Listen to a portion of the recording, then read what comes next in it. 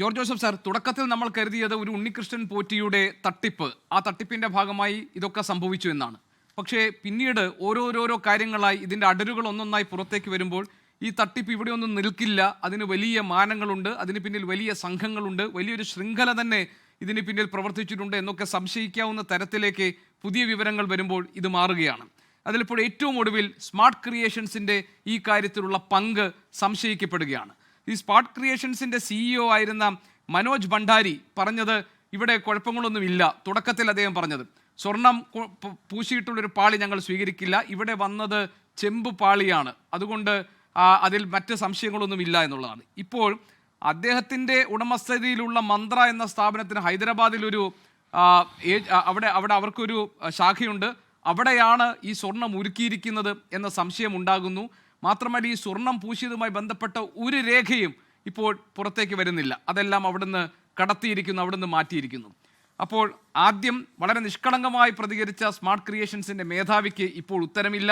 അവർ ഇയാളുമായി ചേർന്ന്, പോറ്റിയുമായി ചേർന്ന് നടത്തിയിട്ടുള്ള കൂട്ടുകച്ചവടമാണോ, അങ്ങനെയാണെങ്കിൽ അതിലെ പങ്ക് പറ്റിയവരാരൊക്കെയാണ് എന്ന് തുടങ്ങി ഇത് ഒന്നിൽ നിന്ന് ഒന്നിലേക്ക് എന്ന പോലെ ഇതിൻ്റെ പിന്നാമ്പുറത്തുള്ള ഓരോരുത്തരിലേക്കും ഈ അന്വേഷണം പോകാൻ പോവുകയല്ലേ. അങ്ങനെയാണെങ്കിൽ ഇതിലെ മാസ്റ്റർ ബ്രെയിൻ എന്ന് പറയാവുന്ന, അല്ലെങ്കിൽ ഇതിന് ഒത്താശ ചെയ്തു ഇതിലെ സൂത്രധാരൻ എന്ന് പറയാവുന്നവരിലേക്ക് ഈ അന്വേഷണം ചെന്നെത്തുമോ? അതിനുള്ള സാധ്യത വളരെ കുറവായിട്ട് ഇപ്പോൾ എനിക്ക് തോന്നുന്നുണ്ട്. കാരണം ഇവിടെ ഇപ്പോൾ ഹൈക്കോടതി ഒരു കാര്യം നിരീക്ഷിച്ചു, അവിടെ മുതലാണ് ഇതിൻ്റെ തുടക്കം. അതിനു മുമ്പ് ഗവൺമെൻറ്റോ അതുപോലെ തന്നെ അവിടുത്തെ വിജിലൻസിലുള്ള ഒരു SPയോ അവിടെ സ്റ്റേറ്റ് ഇൻ്റലിജൻസുകാരോ ആരും ഈ സ്വർണ്ണക്കൊള്ള അറിഞ്ഞില്ല, ആർക്കും അറിയില്ല. ഹൈക്കോടതി ഇടപെട്ട് അത് സംശയം തോന്നി, അവിടെ മുതലാണ് ഇതിൻ്റെ തുടക്കമെന്ന് നമുക്ക് മനസ്സിലായി. ഇപ്പം തന്നെ എന്തൊരു കൊള്ളയാണ് നടന്നതെന്ന് നമ്മളെല്ലാവരും കണ്ടിരിക്കുന്നു. ആരൊക്കെയാണ് അതിൻ്റെ ബെനിഫിഷ്യറി, ആരുടെ കയ്യിലൊക്കെ ആ പണം ചെന്ന് എത്തിയെന്നുള്ള ഇനി കണ്ടുപിടിക്കേണ്ടിയിരിക്കുന്നു. പക്ഷേ ഹൈക്കോടതി ഒരു ഡയറക്ഷൻ കൊടുത്തിട്ടുണ്ട്, 2 ആഴ്ചക്കകം പ്രാഥമിക റിപ്പോർട്ട് കൊടുക്കണം, പിന്നെ അടുത്ത 4 ആഴ്ചക്കകം 2 റിപ്പോർട്ട് കൊടുക്കണം, 6 ആഴ്ചയ്ക്കുള്ളിൽ ഇത് പൂർത്തിയാക്കണമെന്ന്. അത് പ്രായോഗികമായിട്ട് നടക്കുമെന്ന് എനിക്ക് തോന്നുന്നില്ല, ചിലപ്പം വീണ്ടും സമയം കൊടുത്തേക്കും. പക്ഷേ അതല്ല, നമുക്ക് ഇത് 1998 മുതൽ വിജയ് മല്യയുടെ അന്ന് മുതൽ തീർച്ചയായിട്ടും ഇതൊരു അന്വേഷണത്തിലോട്ട് വരണം. അതിന് സമയങ്ങളെടുക്കും. കാരണം 98 നമുക്കറിയാം, ഇപ്പോഴത്തെ കണക്കനുസരിച്ച് 44.800 ഗ്രാം, 44 കിലോ 800 ഗ്രാം സ്വർണം വിജയ് മല്യ അവിടെ കൊണ്ടുവന്നിരിക്കുന്നു. അതിപ്പോൾ അവിടുന്ന് വെളിയിൽ കൊണ്ടുപോയിട്ട് തിരിച്ചു വന്നപ്പോൾ 38.300 ഗ്രാം, 38 കിലോ 300 ഗ്രാം, അങ്ങനെ ഒരു കണക്കുണ്ട് ബേസിക്കായിട്ട്. 1998 നമ്മൾ ആലോചിച്ചോണം, ദ്വാരപാലക ശില്പങ്ങളുടെ പാളിയിലെ 1564.190 ഗ്രാം സ്വർണം അത് പാളിയിലുണ്ടായിരുന്നു. പിന്നെ കട്ടിളയിൽ 2519 760 ഗ്രാം അവിടെ പൂശുകയോ അല്ലെങ്കിൽ പൊതിയോ ചെയ്തിട്ടുണ്ട്. അതുപോലെ തന്നെ ശ്രീകോവിലിൻ്റെ ചുറ്റുമുള്ള 8 തൂണുകളിലെ 4302.680 ഗ്രാം സ്വർണം അവിടെയുണ്ട്. അങ്ങനെ നമ്മൾ നോക്കുമ്പം 8386.630 ഗ്രാം അത്ര സ്വർണം, 8386 എന്ന് പറഞ്ഞാൽ 8 കിലോ 360 ഗ്രാം സ്വർണ്ണ ഇല്ല ഇവിടെ, അവിടെ ഇല്ല. ഇവിടെയാണ് അന്വേഷണം പോകേണ്ടത്. കാരണം അതിന് അവിടുത്തെ വിജിലൻസ് ഫെയിലിയറായി. ഇപ്പോൾ ഒരു റിപ്പോർട്ടൊക്കെ തട്ടിക്കൂട്ടിയൊക്കെ ഹൈക്കോടതി കൊടുത്തിട്ടുണ്ട്, അതിൻ്റെ ബേസിലൊക്കെയാണ് അന്വേഷണം മുന്നോട്ട് പോകുന്നത്. 2 FIR എടുത്തതൊക്കെ ശരി തന്നെ, അതിന് മുമ്പും അവിടെയുണ്ട്.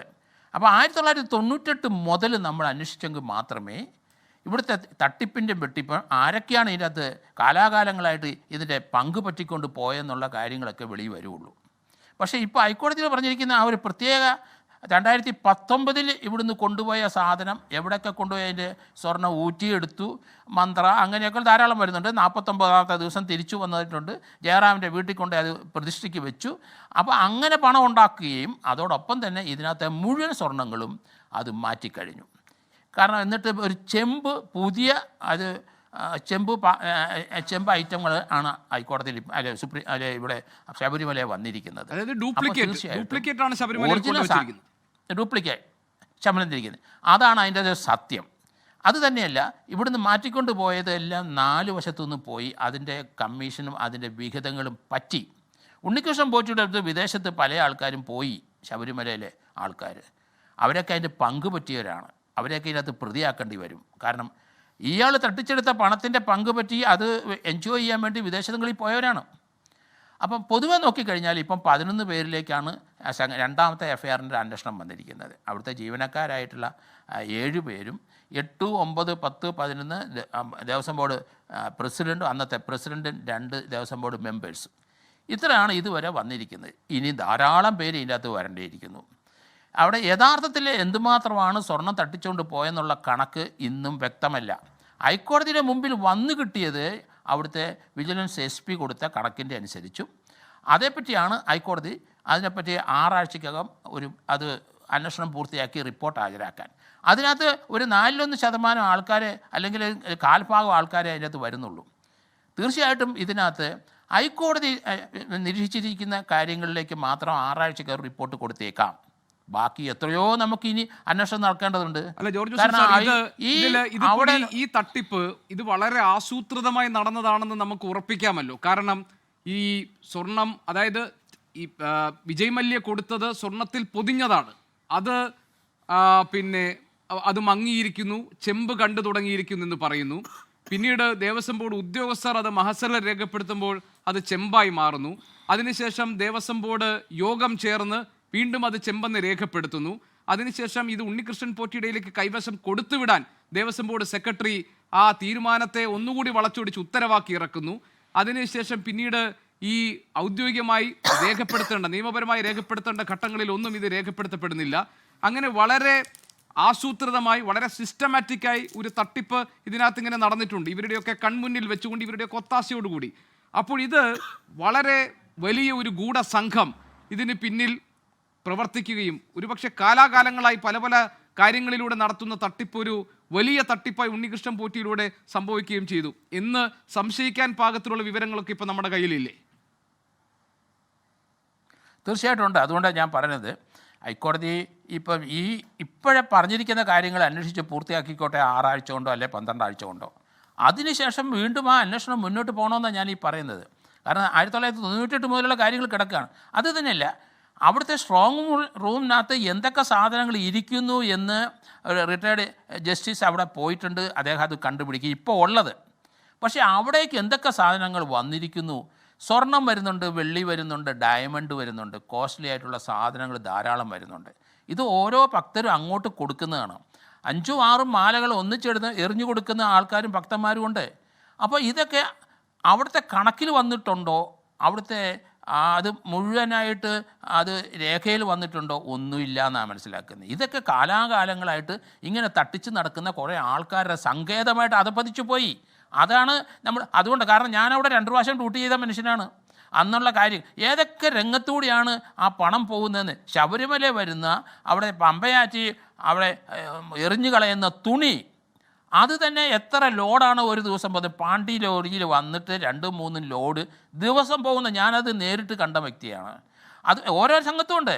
അവിടുത്തെ എല്ലാ രംഗത്തും ഇതുപോലെ അവിടുത്തെ അരവണയുടെ അതിൻ്റെ അകത്തെ വരുമാനം, ആ അരവണ സ്ഥിരമായിട്ട് ഡ്യൂപ്ലിക്കേറ്റ് ആയിട്ട് പല കൊട്ടേഷൻ വന്നെങ്കിലും ഒരാളാണ് സ്ഥിരമായിട്ട് ഇത് വാങ്ങിച്ചുകൊണ്ട് പോകുന്നത്. എത്രയോ വർഷങ്ങളായി അതിൻ്റെയൊക്കെ വീതം കൊടുത്ത്. ഇതെല്ലാവർക്കും അറിയാവുന്ന കാര്യങ്ങളാണ്. ഇതൊക്കെ ഒന്ന് നിർത്തണം. ഇതൊക്കെ അതിനാണ് ഒരു അന്വേഷണ ഏജൻസിയുടെ ഒരു ഫൈൻഡിങ് വരുമ്പം ഈ കേസ് കംപ്ലീറ്റ് ചെയ്യുന്നതോടൊപ്പം തന്നെ ഈ ഒരു തട്ടിപ്പ് മേഖലയും കൂടെ ഇനി അന്വേഷിക്കേണ്ടിയിരിക്കുന്നു.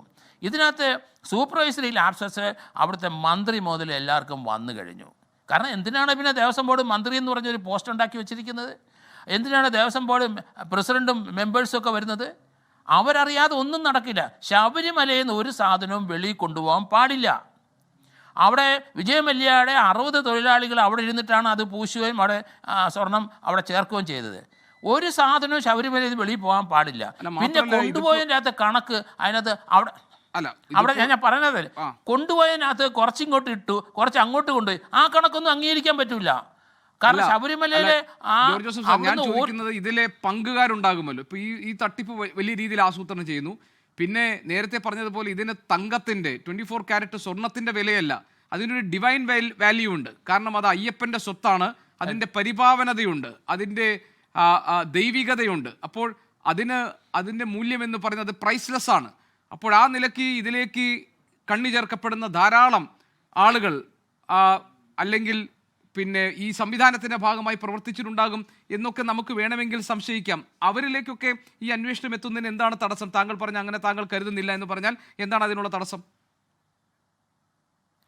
അതിനുള്ള തടസ്സം കാരണം ഹൈക്കോടതി ഇപ്പം പിടിച്ചെടുത്ത് ആ ഒരു കണക്ക് മാത്രം ചിലപ്പം വന്നേക്കുമായിരിക്കും. ശബരിമലയിലെ കാലാകാലങ്ങളായിട്ട് നടക്കുന്ന ഈ തട്ടിപ്പുകൾ ധാരാളമുണ്ട്. ഇതിൻ്റെ എത്രയോ ഇരട്ടിയാണ് അവിടെ തട്ടിക്ക് നടക്കുന്നത്.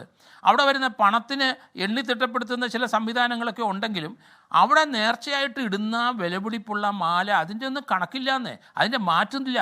ഇപ്പോൾ തന്നെ ഇവിടുന്ന് തട്ടിക്കൊണ്ട്, ഞാൻ വേറൊരു കാര്യം ചോദിക്കട്ടെ, ഇവിടുന്ന് തട്ടിക്കൊണ്ട് പോയതിനകത്ത് കുറവുണ്ടോ? അവിടെ കൊണ്ടുപോയി അത് പ്രതിഷ്ഠയ്ക്ക് വെച്ചോ, അതിനകത്തുനിന്ന് കുറച്ച് അതൊന്നും അല്ലല്ലോ, ഇവിടുന്ന് കൊണ്ടുപോകാൻ പാടില്ലല്ലോ. ഇവിടുത്തെ മൊത്തം വിജയ് മല്യ ഉൾപ്പെടെയുള്ള ആൾക്കാർ അവിടെ കൊടുത്തിരിക്കുന്ന സ്വർണം, കാരണം അവിടെ വേറെയും പല ആൾക്കാർ കിലോ കണക്കിന് സ്വർണം കൊടുത്തിട്ടുണ്ട്. ഇതിൻ്റെ മൊത്തം കണക്കെടുത്തിട്ട് അത് കൊണ്ടുപോയതൊന്നും നോക്കേണ്ട ആവശ്യമില്ല, അതവിടെ വെച്ചേ വെക്കും. അന്നുള്ള ഭാരവാഹികൾ, ദേവസ്വം ബോർഡ് പ്രസിഡന്റുമാർ, അന്നത്തെ ദേവസ്വം മന്ത്രിമാർ ആ സാധനം അവിടെ തിരിച്ചു വെച്ചേ പറ്റുള്ളൂ. അതുകൊണ്ടാണ് ഞാൻ പറയുന്നത് അന്വേഷണം ഈ രീതി പോയാൽ ഒക്കില്ല, നമ്മൾ പറയുന്ന രീതി കൊണ്ടുപോകാനായിട്ടും കഴിയില്ല. കാരണം ഇതിനകത്ത് നമുക്കറിയാം ഒരു ഡക്കോയിറ്റി ഉണ്ട്, ക്രിമിനൽ ബ്രീച്ച് ഓഫ് ട്രസ്റ്റ് ഉണ്ട്, അതുപോലെ ക്രിമിനൽ മിസ്അപ്രോപ്രിയേഷൻ ഉണ്ട്, പിന്നെ സ്റ്റോളൻ പ്രോപ്പർട്ടി കൊണ്ടുപോയ ആൾക്കാരുണ്ട്, ചീറ്റിംഗ് ഉണ്ട് ഇതിനകത്ത്. അങ്ങനെ ധാരാളം ഒഫൻസസ് ഇതിനകത്ത്, ഫോൾസിഫിക്കേഷൻ ഓഫ് റെക്കോർഡുണ്ട്, കള്ളമാസർ എഴുതിയിട്ടുണ്ട്. പിന്നെ അങ്ങനെ നമ്മൾ നോക്കുമ്പോൾ 406 പഴയ രീതിയിൽ നമ്മൾ നോക്കിക്കഴിഞ്ഞാൽ ധാരാളം ഒഫൻസുകൾ ഇതിനകത്ത് വന്നു കഴിഞ്ഞു. ഇപ്പോഴത്തെ ഹൈക്കോടതി കണ്ടെത്തിയ അത്രയും ഭാഗത്തെ മാത്രം ഒരു 6 ആഴ്ചക്കകം കംപ്ലീറ്റ് ചെയ്ത് കഴിഞ്ഞാൽ ബാക്കി കോടാനുകോടി രൂപയുടെ സ്വത്തുക്കളെ പറ്റി പറഞ്ഞേ വെക്കുള്ളൂ. അത് തന്നെയല്ലേ ശബരിമലയിൽ 4-5 ആഭരണങ്ങൾ വലിച്ചെറിഞ്ഞ ആൾക്കാർ ഇപ്പോഴത് അക്കൗണ്ടിൽ വന്നിട്ടില്ലെങ്കിൽ അവരിപ്പോൾ രംഗത്ത് വരും. അവർക്കറിയാവില്ല നമ്മളെ ഇട്ടതെന്ന്. അങ്ങനെ വരട്ടെ, മലയാളികളും ആൾക്കാർ രംഗത്തോട്ട് വരട്ടെ.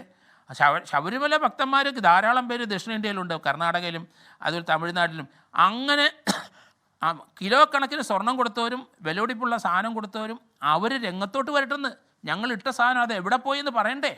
അപ്പോൾ അതിനൊക്കെ പറയാൻ സമയമായി. കാരണം ഹൈക്കോടതി ഈ ഇടപെടൽ മതി. ഇതനുസരിച്ച് ധാരാളം ലിറ്റിഗേഷൻസ് വരും. സൂത്രധാരനാരാണ്, ആരുടെ ബുദ്ധിയിൽ വിരിഞ്ഞതാണ് ഈ തട്ടിപ്പ് എന്ന കാര്യങ്ങളൊക്കെ തന്നെ പുറത്തു വരേണ്ടത്. ലോകത്തെവിടെയായാലും ഏത് സമയത്തും 24 വാർത്തകളും ഓഗ്മെന്റഡ് റിയാലിറ്റി പാക്കേജുകളും എക്സ്പ്ലെയിനറുകളും വിശദമായി കാണാൻ ഞങ്ങളുടെ യൂട്യൂബ് ചാനൽ നിങ്ങൾക്ക് സബ്സ്ക്രൈബ് ചെയ്യാം.